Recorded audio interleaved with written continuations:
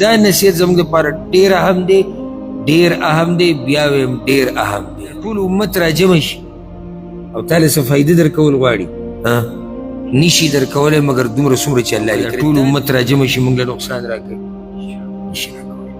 خلاصه دا ده ښه بېغمه ژوند تېروه، ښه بېغمه.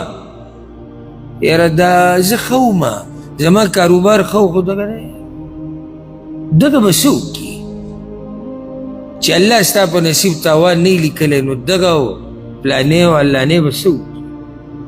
او چې الله تاوان لیکلی نو څوک به دله دا تاوان منع کړي.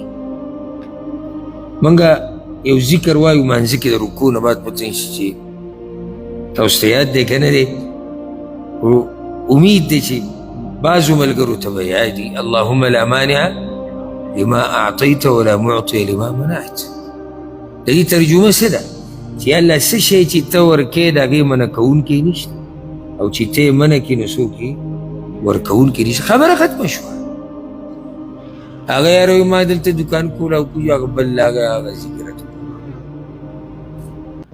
دا زموږ هغه هر شی په لته ووایه چې څو پورې ستا په نصیب کې والله که څوک یې بله ته ووایي، او چې ستا په نصیب کې نه که نه او علاقه نه ویم په ثابت ملک کې صرف یو دکان یې او هغه ستا وي، بیا به راته رزق نه میلاویږي.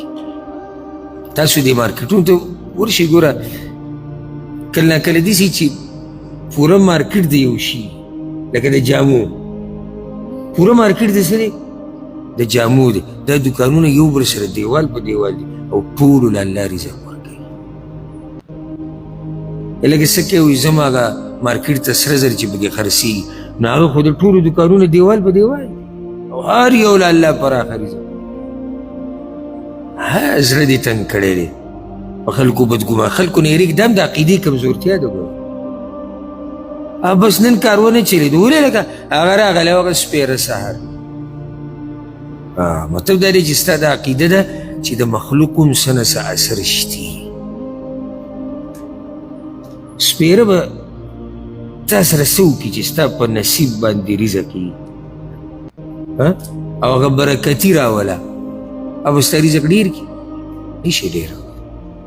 څه چې په نصیب دي هغه به تا ته رسي، او څه چې نشي ستا په نصیب هغه تا ته نشي دررسېدی. ځکه الله قرآن کې څه وایي؟ ما أصاب من مصيبة في الأرض ولا في أنفسكم.